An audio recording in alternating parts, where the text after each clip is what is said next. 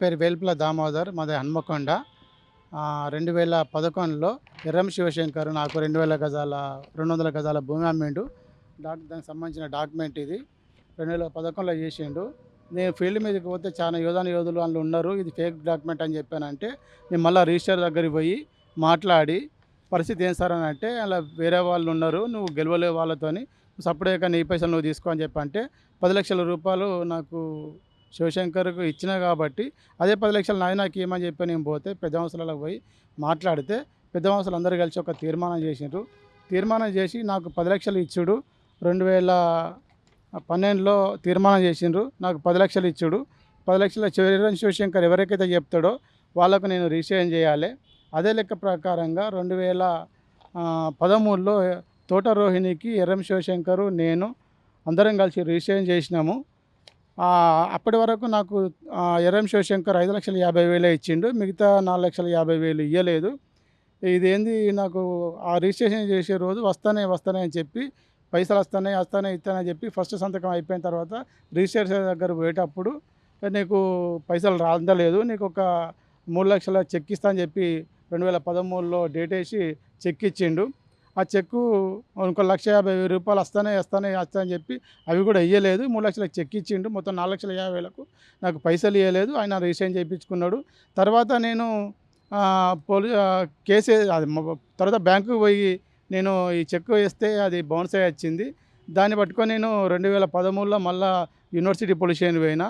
అప్పుడున్న సారు నాకు, ఏందిరా ఈ కథ ఏంది అని శివశంకర్ని పిలిపించి అడిగితే, సార్ ఇచ్చేది పైసలు కరెక్టే కానీ ఇప్పుడు నా దగ్గర లేవు సార్, నేను ఒక నెల రోజులలో ఇస్తా అని చెప్పి అన్నాడు.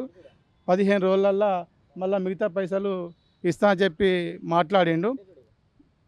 మిగతా పైసలు ఇస్తా అని చెప్పి మాట్లాడిన అప్పుడే ఒక 50,000 రూపాయలు 13/5/2013లో ఇచ్చిండు ఆ సార్ ఉన్నప్పుడు. ఆ తర్వాత ఆ సార్ ట్రాన్స్ఫర్ అయిపోయిండు. నాకు పైసలు ఇవ్వలే, ఏమి ఇవ్వలే. అంతకుముందే కొంచెం తెలివిగా అప్పుడు ఆ కోర్టులో నేను సబ్మిట్ చేసిన ఇది. ఆయన చెక్ బౌన్స్ బాపద్ది టైం అయిపోయేదాకా వెయిట్ చేద్దామని పోలీస్ స్టేషన్ కాడ వెయిట్ చేసిండు కానీ అప్పటికే కోర్టులో ఫైల్ అయి ఉన్నది కాబట్టి దీన్ని మరొకసారి కోర్టు వానికి నోటీస్ పంపించింది. నోటీస్ పంపించిన వాళ్ళు వచ్చిండు. మళ్ళీ నన్ను నా కోర్టు కూడా నా ఫేవర్లో జడ్జిమెంట్ ఇచ్చింది, 6,00,000 చిల్లర ఇయ్యమని. మళ్ళీ ఆయన హైకోర్టుకు పోయిండు. ఇవన్నీ ఇట్లా ఉండగానే మళ్ళీ హైకోర్టుకు పోయి ఆయన క్వాష్కి పోయిండు. నేను ఆయనకు పైసలు ఇచ్చలేదు ఏం లేదు అని చెప్పి మళ్ళీ క్వాష్కి పోయిండు.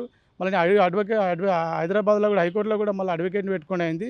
ఈ కోర్టుల చుట్టూ తిప్పుడు, ఆయన పైసలు ఇవ్వకపోవడము, లేకపోతే అడ్వకేట్ కమిషన్ అపాయింట్ చేసి నోటీసు పంపిస్తే ఆయన వాళ్ళకు మేనేజ్ చేసుకొని ఆ నోటీసు అందకుండా చేసుకోవడము, లేకపోతే ఇంటి నంబర్ కాడ ఒక నంబర్ తప్పు రాసి ఆయన ఆ ఇంటి నంబరు పోస్టల్ పోగానే దాన్ని మళ్ళీ ఇది నంబర్ తప్పు అని చెప్పి మళ్ళీ ఆయన రిటర్న్ పంపించడము, చిన్న ట్రిక్స్తోనే ఈయన అడ్వకేట్ అని చెప్పి ఈయన చాలా ఇబ్బంది పెడతాడు. ఈ కోర్టుల చుట్టూ తిరుగుడు ఇబ్బంది అవుతుంది బాగా. ఈ కోర్టు నుంచి ఆ కోర్టుకు, ఆ కోర్టు నుంచి ఈ కోర్టుకు. ఈయన క్రైమ్ నాలెడ్జ్ తెలుసు కాబట్టి ఇట్లా ఇబ్బంది పెడతాడు. వాస్తవానికి మా పైసలు మాకు కొంచెం ఇప్పియగలరని మేము వేడుకుంటున్నాము. ఇప్పుడు ఇలాంటి క్రైమ్ నాలెడ్జ్ ఉన్నటువంటి అడ్వకేటు ఇట్లా కోర్టుల చుట్టూ తిప్పుకుంటూ టైంపాస్ చేయడం తప్పించి ఇక పరిష్కారం అనేది జరుగుతలేదు కాబట్టి ఈ తిరుమల మల్లన్న దగ్గరికి వచ్చి మేము అన్న పరిస్థితికి ఇది, దీనికి ఒక పరిష్కార మార్గం వెతుకోమని చెప్పానంటే అన్న దగ్గరికి వచ్చి మేము బతిలాడితే అన్న ఈ యూనివర్సిటీ దృష్టికి తీసుకొచ్చి దీన్ని పరిష్కారం కోసం ప్రయత్నం చేద్దాము, సిపి గారితో ఇట్లా మాట్లాడదామని చెప్పి అన్నాడు సారు. దీనికి కొంచెం పరిష్కారం వెతకాలని, ఈ శివశంకర్ను కొంచెం కంట్రోల్ చేయాలని, ఇతనికి చాలా క్రిమినల్ నాలెడ్జ్ ఉన్నది కాబట్టి టెక్నిక్తోని పనిచేస్తాడు. ఈయన అడ్వకేట్ను కూడా ఈయన రద్దు చేయాలని, ఈయన మాకు ఇచ్చే పైసలు మాకు కొంచెం తొందరగా ఇచ్చేటట్టు చేయమని, ఈ కాలయాపన జరగకుండా పరిష్కారం చేయమని కొంచెం ప్రభుత్వం వారిని, జడ్జీలను, సిపి గారిని, ప్రజాప్రతినిధులను, మీడియా వాళ్ళందరినీ వేడుకుంటున్నాం.